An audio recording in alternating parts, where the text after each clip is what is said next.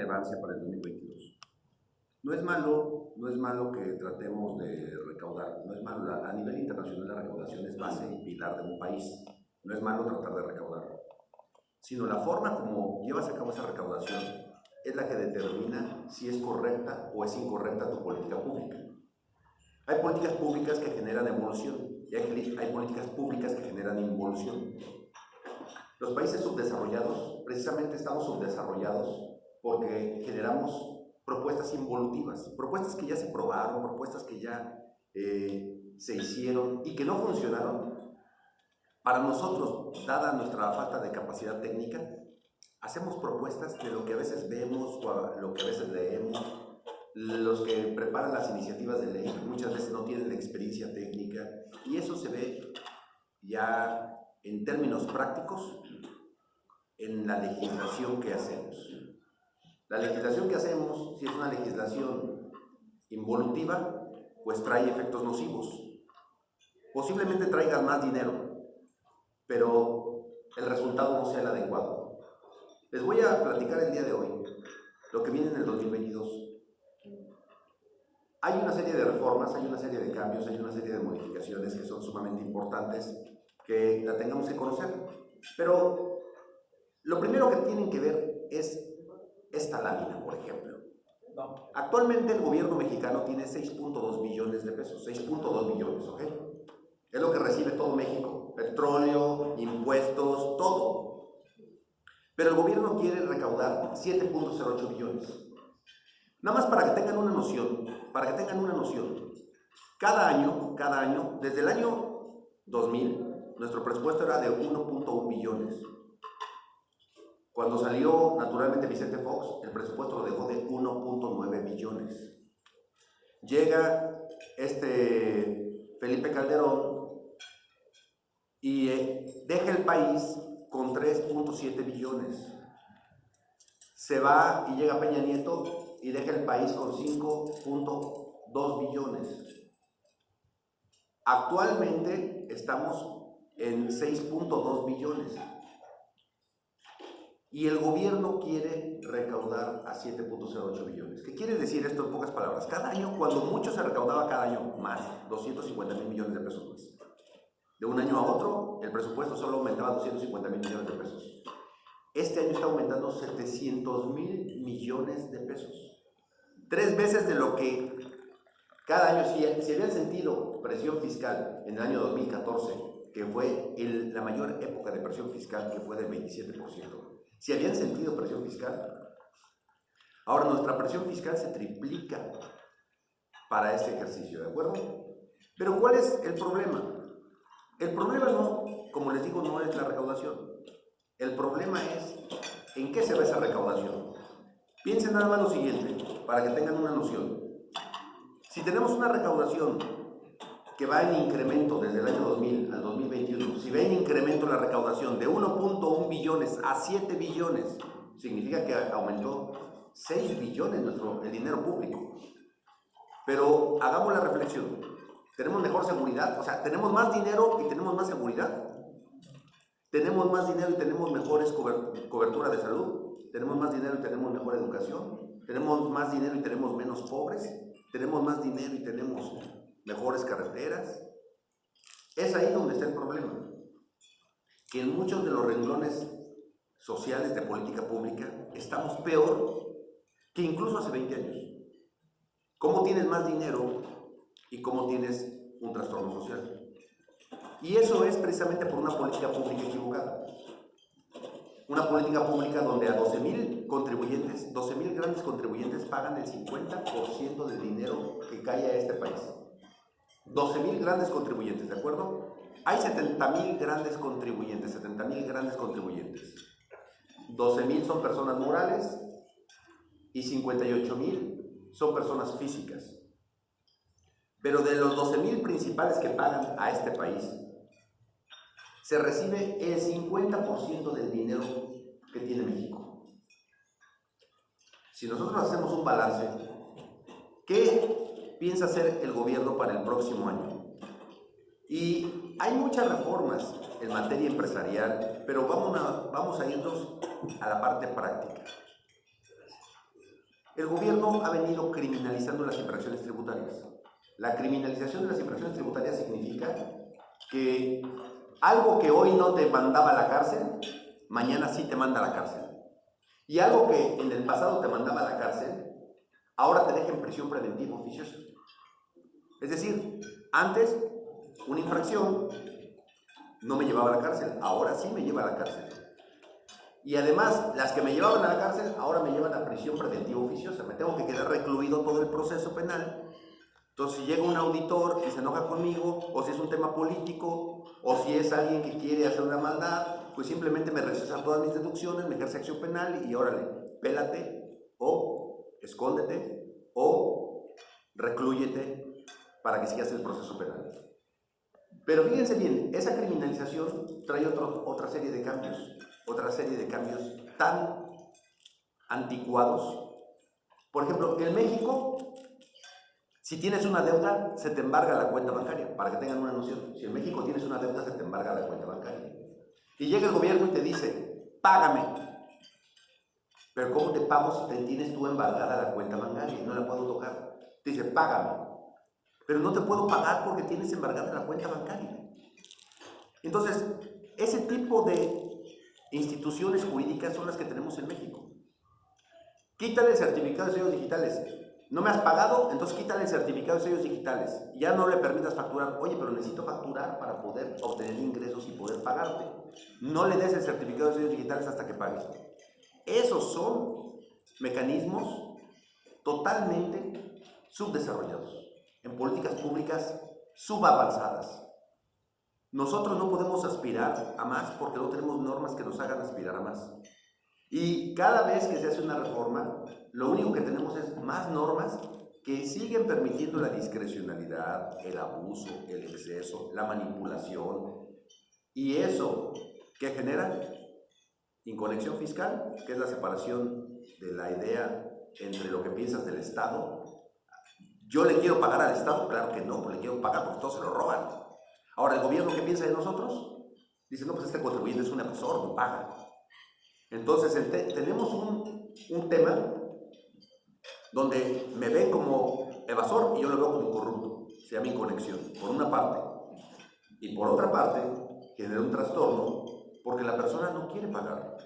Y no quiere pagar porque voltea y ve que va a pedir una cobertura al hospital porque tiene COVID y lo tiene que atender en el estacionamiento, ¿no?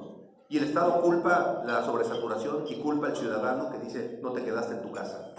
Ah, entonces el culpable no es el Estado, la deficiencia, que ya estaba colapsada, el sistema de salud ya estaba colapsado antes de la pandemia, sino que culpa al ciudadano por una aparente actitud negligente que termina sin brindarle los servicios de seguridad social, que termina con la muerte.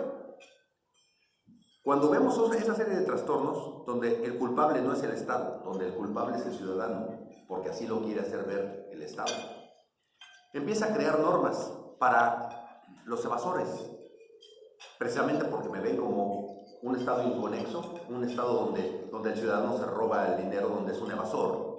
Entonces dicen, vamos a hacer normas para evasores. ¿Y qué empezamos a traer? Normas de otros países en sistemas que son verdaderamente bélicos, agresivos, nocivos, subdesarrollados. Y en lugar de traer normas de Finlandia, en lugar de traer normas de Noruega, en lugar de traer normas de Suiza para poder tener un sistema adecuado, moderno, traemos normas de países que ya han fracasado en política fiscal. ¿Y por qué no traemos de Finlandia? Pues porque los diputados no hablan finlandés. ¿Por qué no traemos de Suiza? ¿Por qué no traemos de Noruega? Pues porque no hablan. ¿Por qué no traemos de Alemania, que es un pilar en materia tributaria en el mundo? Pues porque no hablan alemán los diputados. Entonces, ¿a quién le tienes que copiar? Pues a los países latinoamericanos, a España, a donde tienes un idioma similar, es donde empiezas a traer las normas. Y todas las normas de fracaso son las que traemos aquí a nuestro sistema. Vean lo que viene para el 2022. Primer cambio. Vieron que quitar el certificado de sellos digitales que no puedas facturar fue una buena herramienta hasta de recaudación. Entonces dijeron, ¿sabes qué? Vamos a hacer una cosa. Vamos a poder quitar ahora con una responsabilidad colateral. Si Mario tiene una empresa, pónganme atención, Mario tiene una empresa y su empresa está bien, cumple, va al corriente, pero a Mario le cancelaron sus certificados de sellos digitales y Mario dijo, pues yo no facturo, yo Mario no facturo. Entonces no me importa que lo tenga cancelado porque yo no facturo, ¿cierto? La norma, la reforma dice, Mario, como a ti te lo cancelaron, entonces también se lo van a cancelar a la empresa.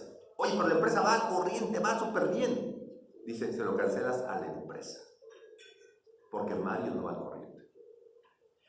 Después viene otra consecuencia. La norma se modifica y dice, Mario, pero si aparte de esta empresa cumplida, tienes otra empresa, una segunda empresa, y aquella empresa incumple,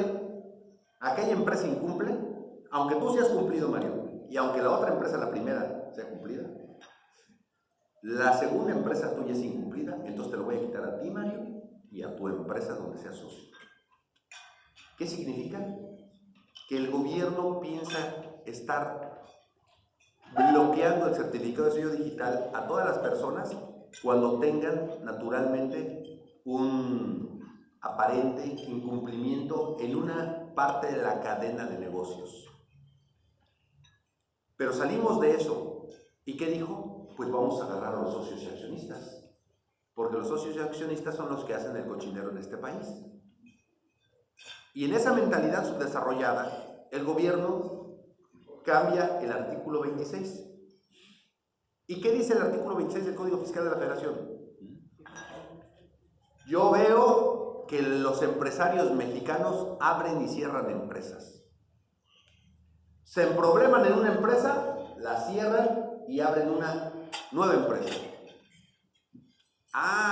Entonces dice, la nueva empresa que abras me va a responder por la empresa vieja.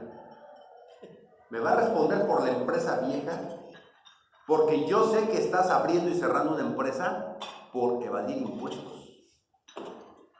Y como estás haciendo esa práctica indebida, dice, entonces la nueva empresa le va a responder por todo lo que dejó de pagar o incumplió la vieja.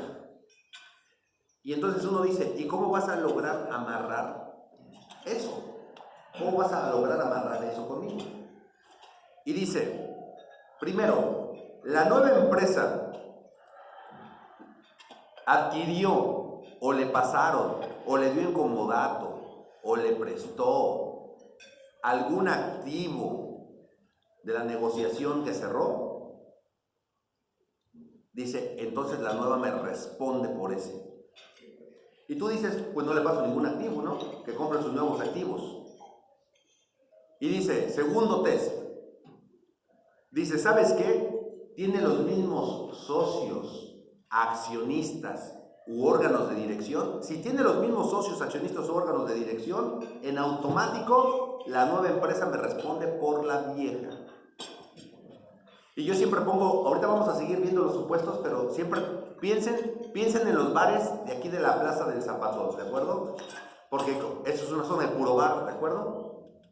Como es una zona de puro bar, a veces fracasa un bar, se va y llega otro, ¿y qué pone ahí?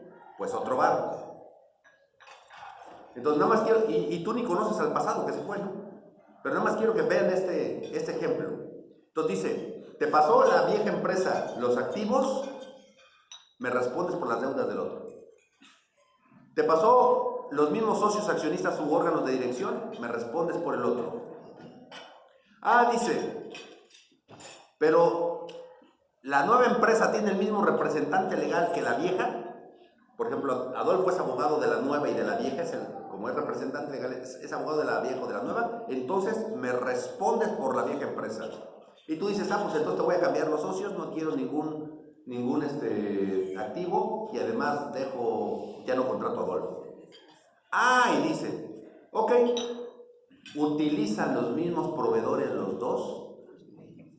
Muchachos, simplemente la CFE es el mismo proveedor, ¿de acuerdo? La Comisión Estatal de Servicios Públicos del Agua, la CESP, es el mismo proveedor. Entonces dice, ¿utilizan el mismo proveedor? Entonces la nueva empresa me responde por todas las deudas de la vieja. Entonces nada más vean el primer problema, ¿ok? Dices tú, bueno, voy a poner paneles solares. dólares para no tener a la CFE ahí encima y no tener ningún proveedor. Y luego te dice, pero estás en el mismo domicilio, pero estás en la misma sucursal, en la misma instalación, en la misma fábrica, en la misma bodega, o en el mismo lugar donde recibes o prestas los servicios, o donde recibes los bienes. Pues sí estoy en el mismo lugar, ¿cierto? Ah, dice, entonces me respondes por la vieja que se fue. El socio, el accionista me responde por la vieja que se fue. Luego dice, si tú me utilizas el mismo trabajador, cualquiera, uno o todos, de la vieja empresa, si utilizas un trabajador de esos, me respondes por la que se fue.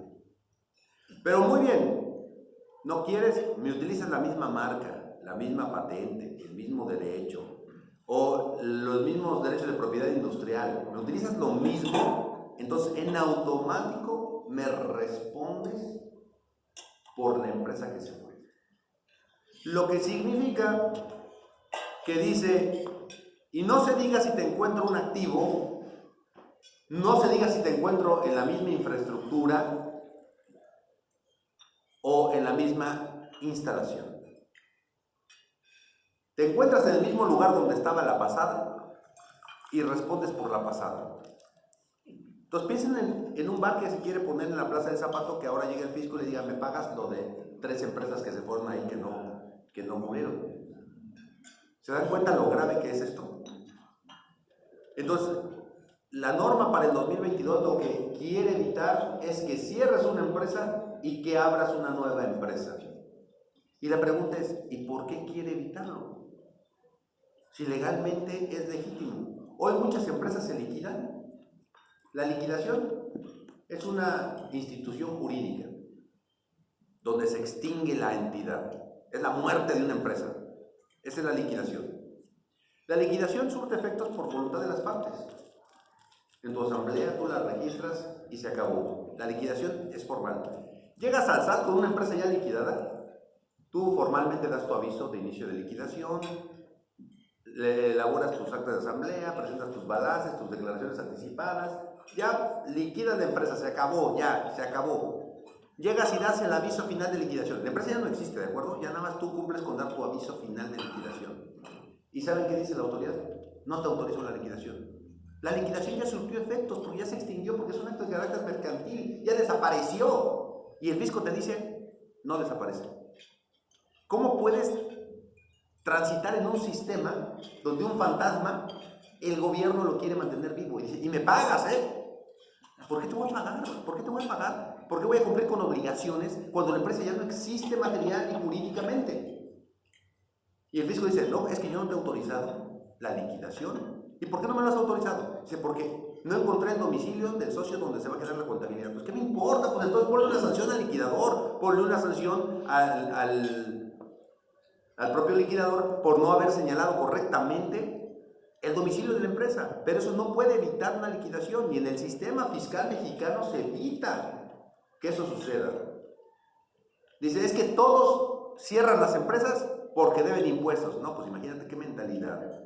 Qué barbarie que el gobierno tenga tanta desconfianza de sus ciudadanos y que trate de exigirles, que trate de provocar que estos cumplan, pero con una represión, no con presión. Entonces, el primer tema es ese. Ahora, otro segundo tema es muy importante que deben de cuidar los socios accionistas. Muchas empresas de nuestros hijos, de nosotros, son regularmente extranjeras. Están aquí en Estados Unidos y no son residentes fiscales en México. Pero por alguna necesidad, a veces necesitas ir al SAT a hacer un trámite por un acuerdo, un convenio con un notario, necesitas hacer algo. Pues la norma dice, de esos no residentes en el extranjero, no había nadie que me respondiera aquí, salvo sus representantes legales. Dice, ahora me va a responder por las obligaciones incumplidas del extranjero. Del extranjero, ni siquiera un residente en México. Dice, me va a responder cualquier designado para cumplir obligaciones fiscales de esa empresa. O cualquier designado para efectos fiscales. Dice, ya no me importa que vaya a hacer un trámite o que haga algo. nomás con que lo designes, o sea, designan un abogado, un contador, a una persona, ser representante legal de un extranjero. Entonces dice Beto que esa persona va a responder por cualquier obligación incumplida de la entidad extranjera. ¿Cómo una persona aquí va a responder por una obligación incumplida de una entidad extranjera? Y empieza a apretar y dice, ¿sabes qué? Yo veo que hay una serie de desviaciones que en ocasiones las empresas, para simular una venta de acciones, la venden en Estados Unidos.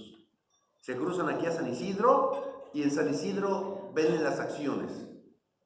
Dice, si yo veo que se hace una venta en Estados Unidos de una empresa, me tienes que informar, Mario. Tú que tienes empresas en Estados Unidos, dice, tú me tienes que informar, Mario. Me vas a decir el nombre de la empresa que vendió las acciones, su número de identificación fiscal, el país donde tiene su residencia, la fecha en que pagaron el impuesto y el monto que pagaron de impuesto. Si no me dices eso, tú, Mario, me respondes por esa venta que se hizo en el extranjero.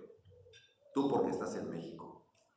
Y aquí viene una reforma al artículo 9 del Código Fiscal de la Federación, que dice ya, ¿naciste aquí en México o eres mexicano por nacimiento o por naturalización? Entonces eres residente fiscal en México. Y no me vengas a marear que tienes doble nacionalidad. Eres residente fiscal en México. Salvo que me acredites con tu Tax ID Number, que me acredites que estás tributando en Estados Unidos, te creo que eres ciudadano americano. Si tú no me traes tu Tax ID Number, me vale si declaras allá, me vale lo que hagas allá. Si tú no me la traes aquí y me compruebas en el gobierno mexicano que tienes un Tax ID Number, se presume que eres residente mexicano y me pagas impuestos por todos tus ingresos mundiales. Estamos trayendo un sistema de rentas universales en un sistema que en realidad no procede, ni tenemos la estructura para adoptarlo, ¿de acuerdo? ¿Qué pasa ante todo esto? Empezaron a pensar que inscribir a todo mayor de 18 años iba a ser una solución para ampliar la base de contribuyentes. Todo mayor de 18 años. Pero lo grave de esto no es que inscribas a los mayores de 18 años, porque no crean que son los de 17 que llegan a 18 años, solo los que se inscriben. Ahí están jubilados, ahí están pensionados, ahí están amas de casa, ahí está todo el mundo. Y el problema de esto es que te van a decir, ¿quieres estudiar? Necesitas tu RFC para inscribirte. ¿Quieres obtener tu cédula profesional? Necesitas tu RFC. ¿Quieres abrir una cuenta bancaria? Necesitas tu RFC. ¿Quieres ir al Oxxo a retirar fondos que te depositaron? Necesitas tu RFC. Ese es el tránsito que está tratando de hacer el gobierno mexicano. Pero ¿cómo lo hace? A través de la desconfianza. ¿Y cómo lo hace a través de la desconfianza? Dice lo siguiente. ¿Saben qué? Voy a empezar a fiscalizar las operaciones de los que se conocen como beneficiarios controladores. Ahí está. De los que se conocen como beneficiarios controladores. ¿Y qué es un beneficiario controlador? Esta es una figura para lavado de dinero. Es una figura para lavado de dinero, ¿ok? Actualmente se identifican los beneficiarios controladores para la materia de lavado de dinero. Hay una ley federal para la prevención e identificación de operaciones con recursos de procedencia ilícita, y esa ley, en el artículo 17, te dice cuáles son las operaciones sensibles, y en el artículo 32 te dice cuáles son las operaciones prohibidas. ¿Vendes un carro blindado? Te dice, en tanto dinero me declaras, si no, no pasa nada. Vendes una casa y dice, puedes pagar tanto en efectivo. Vendes joyas, vendes una serie de hipótesis que ahí viene, y entonces ahí te dice cuándo identificar. Bueno, para efectos de lavado de dinero, sí se identificaba el beneficiario controlador, pero ahora dicen, para efectos fiscales, también me identificas al beneficiario controlador. ¿Qué significa? que tus trabajadores, cuando se den de alta, tienen que decir quién es el bueno en la empresa. Que los socios, cuando lleguen a registrarse, porque hay una modificación del artículo 27, los socios cuando lleguen a registrarse van a tener que decir quién es el bueno en la empresa.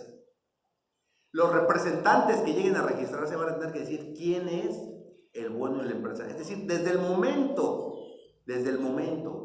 en que te registres, tienes que señalar ya a alguien y decir quién es el beneficiario controlador. De lo contrario, se presume que tú eres el beneficiario controlador, que tú utilizas como último renglón o aprovechas todos los derechos o beneficios que te dé el negocio. Esa es una parte sumamente delicada, muchachos.